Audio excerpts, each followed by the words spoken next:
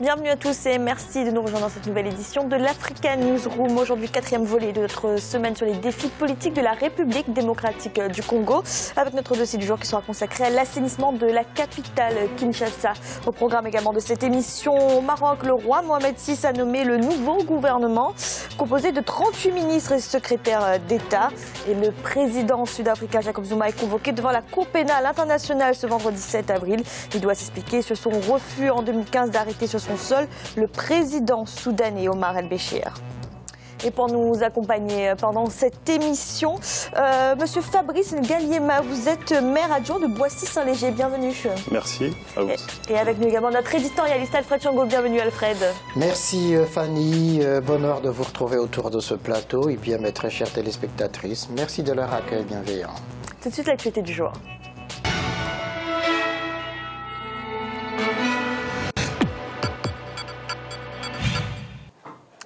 Il aura fallu 6 mois pour que le Maroc se dote d'un nouveau gouvernement. C'est désormais chose faite. Le roi Mohamed VI a nommé ce mercredi la nouvelle équipe ministérielle composée de 38 membres. Une composition qui révèle notamment une perte de terrain des islamistes. Graziella Tchakounte. Il aura fallu du temps. Après des mois d'attente, le Maroc a enfin un nouveau gouvernement. Il a été nommé ce mercredi 5 avril 2017 par le roi Mohamed VI. L'équipe, composée de 38 ministres et secrétaires d'État, issus de 6 partis politiques, est le fruit de lourdes concessions. Le premier aspect qu'il faut retenir de la nomination du gouvernement, c'est la fin de la crise institutionnelle qui existait depuis 6 mois déjà au Maroc, du fait de l'incapacité du Premier ministre précédent à former un gouvernement à partir des élections législatives d'octobre. Ensuite, il faut observer maintenant la composition interne du gouvernement qui reflète certaines évolutions. Les ministères de souveraineté que sont les affaires étrangères, l'intérieur et la défense seront dirigés respectivement par Nasser Bourita, Abdelwafi Laftit et Abdelatif Loudiyi, revigorés par l'arrivée à sa tête d'Aziz Akanouche. Le Rassemblement national des indépendants s'arroge presque tout le pôle économique, notamment les portefeuilles de l'économie et des finances, de l'industrie ou encore du commerce et de l'investissement. En revanche, le parti islamiste de justice et développement, vainqueur des élections législatives d'octobre 2016, n'obtient aucun poste stratégique. Précédemment, le parti des islamistes était dominant dans le gouvernement et dans le pays. Maintenant, on assiste à une espèce d'équilibre entre les forces économie financière et les tenants de l'islam dans le Maroc. L'entrée en scène de ce nouvel exécutif met fin à 6 mois de blocage politique au Maroc. Le nouveau chef du gouvernement, Saha Eddine El Odmani, devra présenter dans une dizaine de jours la déclaration gouvernementale devant les 2 chambres du Parlement avant de s'attaquer aux chantiers prioritaires du royaume. Alfred, peu de postes, ou pas même de postes stratégiques pour le PJD. C'est un vrai recul des islamistes ? Je ne pense pas que ce soit réellement un recul. En termes de postes ministériels, on peut le dire, mais c'est... Oui, mais je pense effectivement qu'il fallait cela pour sortir de l'impasse qui durait depuis 6 mois, ce qui n'est pas un record pour un gouvernement. Je rappelle toujours ce qui s'était passé au Royaume de Belgique. Bon, au Royaume du Maroc, ça n'a duré que 6 mois. C'est pas énorme, mais en même temps, donc, c'est une sortie de cette impasse. Qui permet maintenant au Maroc de se remettre sur la voie de gouvernement normal. Ça, c'est une première chose. La seconde, c'est que le Premier ministre, quand même, il est issu du PJD. C'était le numéro 2 du PJD. Par conséquent, on peut dire que le PJD a encore la main mise sur le gouvernement. Mais je crois que la souplesse du Premier ministre Saad Eddine aujourd'hui a permis justement d'élargir le spectre et RNI, en même temps, notamment. Exactement, et en même temps de confier des postes de responsabilité justement au RNI, un peu à l'UFSP, mais qui sont des postes de responsabilité où il y a de problèmes, où il y aura de problèmes, et on verra la capacité justement du RNI à pouvoir gérer les situations de crise qui pourraient venir bientôt. Et donc là, je crois que c'est stratégiquement bien joué. Mais alors justement, lorsqu'on a des sensibilités aussi différentes au sein d'une même coalition, est-ce qu'on peut réellement gouverner ? Il n'y a pas de difficulté à gouverner si on se met d'accord sur un projet, sur un programme de gouvernement qui tienne compte non seulement de l'intérêt général du Maroc, mais aussi de la nécessité de l'efficacité de l'action gouvernementale. C'est-à-dire que tous les ministres qui sont nommés, tous les partis politiques qui ont accepté de faire partie de ce gouvernement respectent justement la charte de bonne conduite pour bien conduire les affaires du Maroc. Et on parlait de la montée en puissance du Rassemblement national des indépendants, RNI. Quelles conséquences aura cette montée en puissance sur la politique même du gouvernement ? Je pense qu'il y a une manière de modération. Ils sont tous, j'allais dire, des islamistes d'un côté, des modérés, mais de cet islam modéré, disons en général marocain. Mais certains étaient plus modérés que d'autres, le RNI en particulier. Et je pense effectivement que ça peut jouer un jeu d'équilibre justement dans le rapport de force qui vient de s'établir dans la constitution de ce gouvernement. Et puis il faut pas oublier que Aziz Akanouch, qui est le représentant justement du RNI, à l'oreille du roi, ce qui n'est pas une mauvaise chose par rapport justement de l'autre côté au PJD, à l'ancien Premier ministre, donc qui est aujourd'hui retourné dans son parti.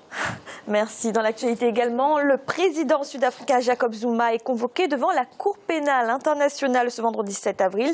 Le chef de l'État, connu pour ses prises de position contre la haute juridiction internationale, va devoir donner les raisons de son refus en 2015 d'arrêter sur son sol le président soudanais Omar al-Béchir, poursuivi pour génocide et sous le coup d'un mandat d'arrêt. Il sera question pour les juges d'évaluer si le président sud-africain a manqué à ses obligations. Écoutez à ce propos Hamzat Boukari Yabara, historien.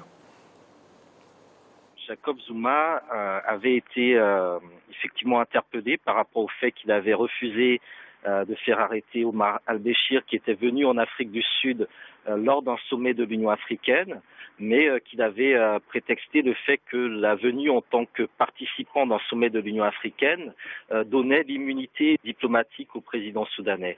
Donc ce point avait été contesté par la justice sud-africaine qui mettait en avant le fait que la signature donc du traité de Rome de la Cour pénale internationale exigeait que l'Afrique du Sud arrête Omar al-Béchir. Jacob Zuma avait fait fi de cette possibilité et on voit bien qu'aujourd'hui ce qui se passe c'est qu'on essaie de mettre en place un certain nombre de mesures pour coincer le président sud-africain. Il y a des mesures qui sont à la fois menées par l'opposition par rapport à sa politique économique et interne, et d'autre part également par rapport à sa politique du point de vue de tout ce qui renvoie à un certain nombre de scandales. Et cette problématique de l'arrestation du président Omar al-Béchir et des liens avec la CPI fait partie justement de ces stratagèmes. Alfred, selon vous, quels peuvent être ce vendredi les arguments du président Jacob Zuma devant la CPI ? Il va exciper du fait de la suprématie du droit continental sur le droit sud-africain et que donc Omar al-Béchir était invité en Afrique du Sud par l'Union africaine et non pas par l'Afrique du Sud et que donc ça relevait des compétences de l'Union africaine. Ça, c'est un premier argument. Le second qu'il peut avancer, c'est de dire qu'il n'est pas le bras armé ni le suppôt de la Cour pénale internationale qu'il récuse pour arrêter Omar al-Béchir, même si la justice sud-africaine lui avait donné tort quelques mois après. Je crois qu'il n'y a que ça. Et puis, en même temps, il peut ne pas répondre aux questions de la Cour pénale internationale. Alors justement, on se demande pourquoi, s'il souhaite se retirer de la Cour pénale internationale, il accepte de s'expliquer là devant les juges de la CPI. C'est une question aussi de principe. Et ça n'est même pas certain que l'Afrique du Sud puisse se retirer, puisque là encore, la Cour suprême sud-africaine africaine, a remis en question la tentative justement de Jacob Zuma de sortir de la Cour pénale internationale pour irrégularité, vice de forme. Donc il faudra que le gouvernement représente. Or, comme on le constate, Jacob Zuma est en difficulté sur tous les plans aujourd'hui, politique, social, économique en Afrique du Sud. Donc, il n'a pas vraiment de marge de manœuvre de ce point de vue-là. Fabrice Galima, vous souhaitez intervenir? Oui, effectivement, ce qui est quand même étonnant, c'est qu'on ne parle pas d'individus lambda. On est quand même en train d'évoquer la situation des chefs d'État. Donc il serait complètement, je pense que ce serait une première, d'avoir une arrestation d'un chef d'État en plein exercice dans un autre pays pour ensuite l'extrader vers la CPI. Et sans rentrer dans le fond du dossier, je pense que c'est une décision qui est compréhensible et qui, à mon sens, est justifiée. D'autant plus que je fais partie des gens qui considèrent que la CPI est un outil politique. S'acharne, vous pensez, sur les pays africains? Pas forcément s'acharne, parce qu'effectivement, c'est plus complexe que ça. Mais je considère que c'est un outil politique au service des puissants et donc c'est pas forcément la justice, d'autant plus qu'on voit bien que la CPI ne concerne pas tous les pays. Donc comment peut-on parler de justice alors que certains sont concernés et pas d'autres? Alfred, oui. Non, là je ne suis pas d'accord avec Fabrice Ngaliema sur un point, c'est-à-dire que par exemple le président du Botswana avait très clairement affirmé que si Omar al-Bashir mettait les pieds au Botswana, il l'arrêtait tout de suite à l'aéroport, il le transférait à la CPI. C'est la question simplement de dire que là, les circonstances étaient que c'est l'Union africaine qui invitait tous les chefs d'État africains. Et que Jacob Zuma, de sa part, s'était dit « je ne suis pas...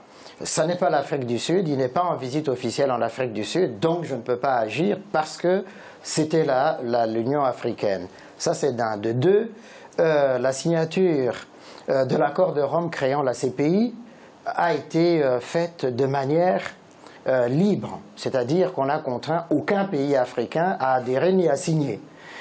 Il y a des pays qui ne l'ont pas signé, qui ne l'ont pas ratifié. La CPI ne les a jamais inquiétés. La troisième chose, c'est que pour répondre devant la CPI, ce sont les États africains eux-mêmes qui se pourvoient auprès de cette cour-là. Je prends le cas de Jean-Pierre Bemba. C'est Kabila et ses amis qui l'ont traduit devant la CPI. La CPI dit toutes les questions de justice des États peuvent être traitées dans les pays mêmes. La CPI ne peut connaître que des cas qui ne peuvent pas être traités. Or, les États africains, aujourd'hui, se disent « ben oui, pour tel cas, nous préférons que ça soit traité là-bas pour des raisons d'opportunité, etc. » Effectivement, ça confirme bien ce que je disais, à savoir que c'est un outil politique et pas forcément effectivement, au service des puissants, mais on voit bien, quand vous citez l'exemple de M. Jean-Pierre Bemba qui était à l'époque l'opposant numéro 1 au régime de M. Kabila. Donc il était évident que Kabila allait faire le nécessaire pour qu'il puisse être jugé. Et c'est ce qui s'est passé. Donc d'autant plus que quand on connaît les faits, on se demande quelle est cette justice qui condamne des personnes parce qu'ils occupent un rang. Effectivement, il y a une responsabilité en tant que chef, mais dans ce cas-là, on peut retracer pas mal de personnalités ou de présidents qui sont dans le même cas et qui doivent répondre parce que leurs armées ont commis des crimes. Tout à fait. Merci. Nous allons marquer une courte pause. Un instant, la deuxième partie de l'Africa Newsroom. À tout de suite.